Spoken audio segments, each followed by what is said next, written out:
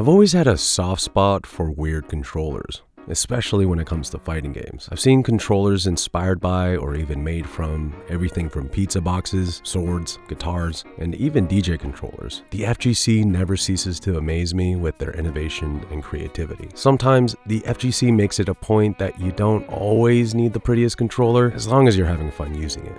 Today, I've got a controller that may not be quite as different as a pizza box fight stick, but it's weirdly charming. Despite its unconventional looks, I ended up being pleasantly surprised by this quirky controller, and I had a lot of fun playing with it. It's a hybrid controller that fuses the familiar feel of a D-pad with the responsiveness of a fight stick. This is the Padbox by ARKODD. Hey man, it's your boy Neeto. About 3 months ago, I stumbled across this controller on Twitter, and I immediately knew I had to try it out. So I reached out to ARKODD, and after spending a ton of time with the Padbox, I'm ready to share my thoughts and let you know what this weird controller is about and why I love it. Oh yeah, let's go! But before we start, just want to let you know that ARKODD did send this controller to me in exchange for this review, and I wasn't asked to say anything in particular. So without further ado, let's dive into the details, starting with the price. You have a couple choices when it comes to buying the Padbox. The Padbox Assembled version, priced at $250 Canadian or $180 USD, is a full build, ready to go out of the box option, equipped with 24mm Sanwa buttons and Brook Gaming's new Gen 5X board. For the DIY enthusiasts out there, we have the Padbox DIY, priced at $130 Canadian or roughly $94 USD. I personally prefer the DIY approach when it comes to controllers, and the Padbox is a great canvas for people that want to express themselves. Considering the Gen 5X board is $100 Canadian and the Sanwa buttons are about $5 each, the full build is priced really well and you won't have to worry about wiring or connection issues. But is it worth the price? Let's find out by going over the ingredients that make the Padbox special. The Padbox is a fully 3D printed controller that measures 24 by 20 centimeters with a height of just under 5 centimeters, 6 if you include the button height. On the front, we have our main button layout.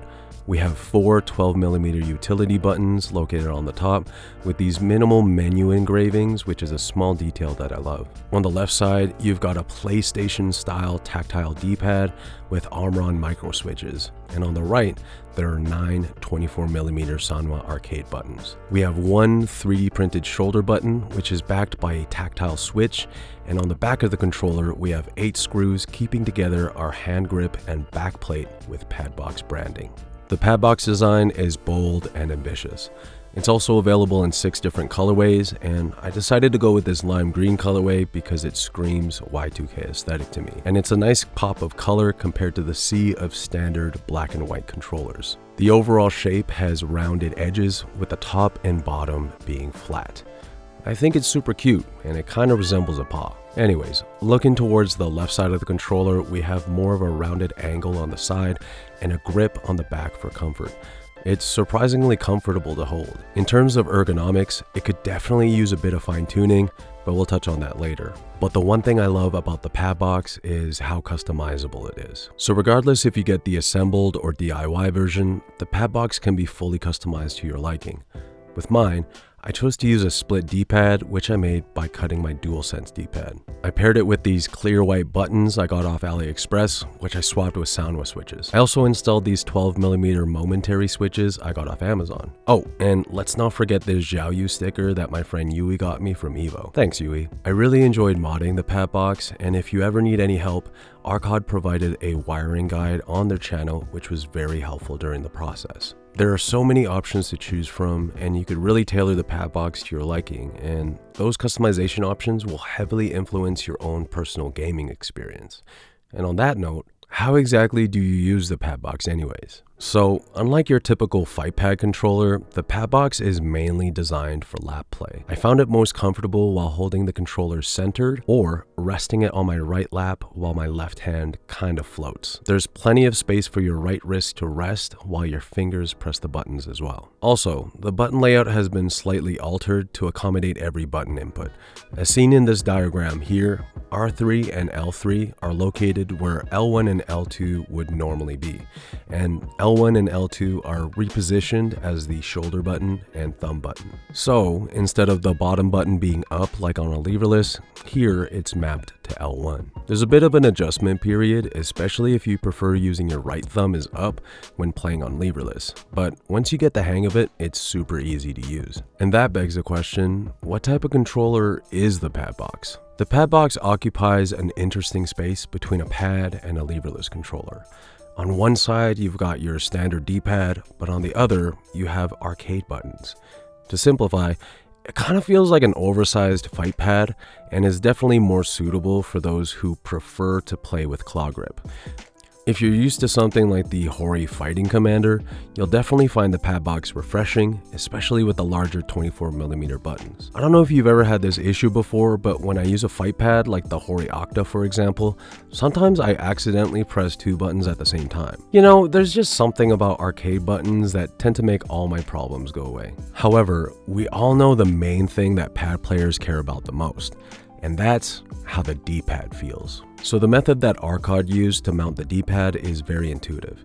Upon disassembly, we can see it consists of the D-pad, a rubber pad, a 3D printed PCB holder, and a dedicated PCB with the Omron micro switches soldered in. When I asked ARKODD what exactly inspired him to make this controller, it was because a customer requested a D-pad in his hinge box design, and the rest is history. The tactile sensation I get from this D-pad is unlike any other D-pad I've played on.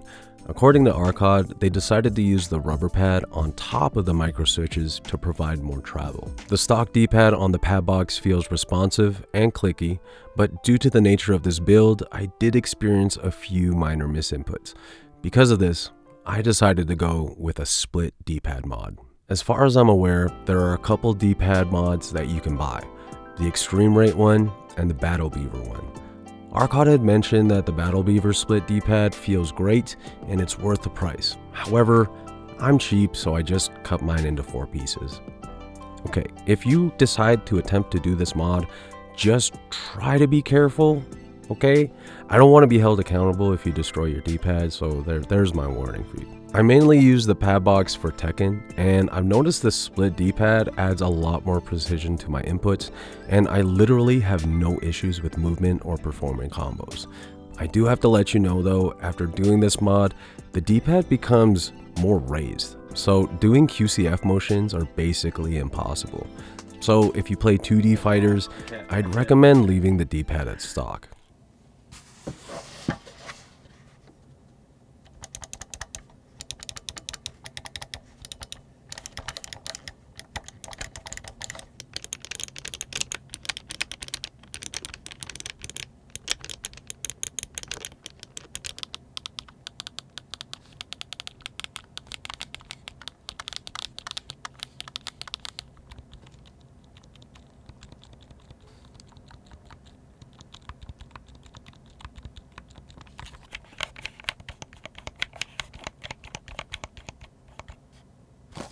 So you know what's crazy? Today I just learned what pros and cons actually means. Apparently it's Latin for and against. Isn't that crazy? It's like the pros are the plus points and the cons are, yeah, okay. Thanks Google, you're great. Anyways, here are the pros. The Padbox is refreshing and different. Its hybrid design gives you the best of both worlds with arcade-style precision and pad-like comfort. It's highly customizable, and thanks to the Brook Gen 5X board inside, it'll work on every PS5 game as well as a ton of other systems. It serves its purpose extremely well and is more than just a proof of concept. It works exactly how you'd imagine, but instead of half a controller Frankenstein on the side of a fight stick, the Padbox is a complete unit. Its compact footprint makes it easy to take the locals, and the biggest pro of all is the weird factor. Having the Padbox will prove that you're built different and that you're willing to experiment and try new things. With that being said, the Padbox is not without its flaws. Sometimes the weird factor gets in the way of actual play experience. For starters, the 3D printed grip could use some ergonomic refinement. As someone with larger hands, I noticed my fingers exceeding the grip and resting more on the gap beside it. It's still usable, mind you, but for my hand size, it's not optimal.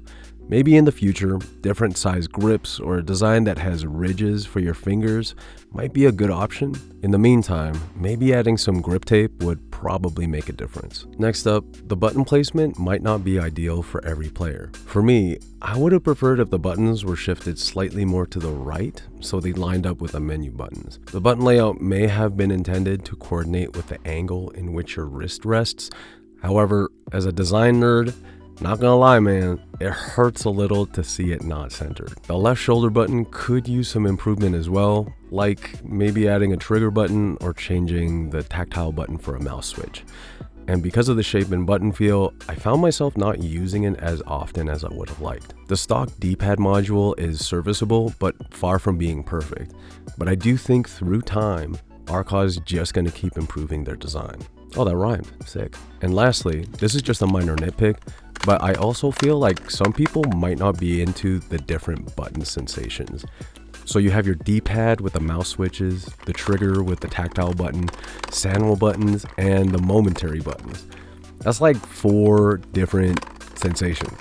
I think if all the buttons had a similar feel to them, it'd make for a more cohesive experience. All things considered, there are a few people I have in mind when it comes to the Padbox.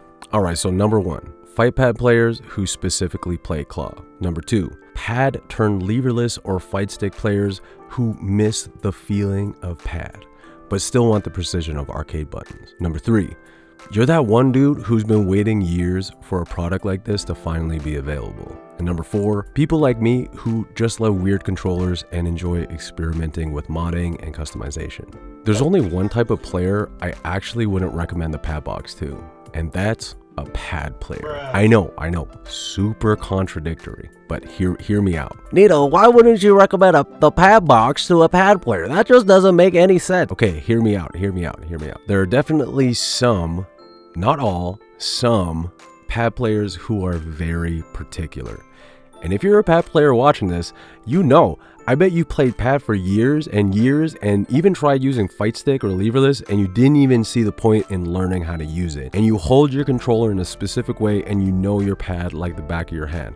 I know you're watching this. So because of this, right now in its current state, the D-pad on the Padbox is just okay. It like does the job and it works when you want it to work. Also, pad players who are used to holding their controller normally might have some trouble adjusting claw grip. I know that's a thing because adjusting, like going from using your thumbs to switching the claw grip is a big deal for some people, especially if you've been playing pad for like a couple decades. I will say though, when I switched to the split D-pad, I felt a lot more confident in competing with the Padbox versus the stock D-pad. But that does, however, require you to open up and mod the controller yourself. Who knows, maybe ARKODD will start printing their own split D-pad one of these days. So yeah, I wouldn't recommend this to some pad players, okay? Some pad players. I see how it is. All right, so we're finally on the final thoughts. Congratulations for making it this far. Okay, I'm almost done. Trust. My experience with the Padbox over the past few months has been very pleasant and enjoyable. If you watched my first FGC vlog, you'll know I actually brought this to a local tournament and competed with it. I showed off the Padbox to a lot of people and it was for sure a head turner. A lot of people talk shit, low-key. I know. Some people thought it was cool and others had that like, what the face. But despite people thinking the Padbox is weird and different, I absolutely love it and I will continue to play on it. To wrap things up, the Padbox is a great option for players looking to try something new. While it's not for everyone, it's worth checking out, especially if you're into experimentation and want a customizable controller with a unique feel. ARKODD has taken a concept and created something truly innovative, and I'm excited for where they go next. Let me know down in the comments what your thoughts are on the Padbox, and as always, thanks for watching this video. Hope you're doing well, and go play some fighting games. If you like this video and want to check out another controller review, you might enjoy this one. Or you could try out the FGC Locals vlog that I did, and I actually brought the Padbox there, so maybe you could watch that one, or you know what, maybe you could watch both. I don't know, it's your time, do your thing, bro.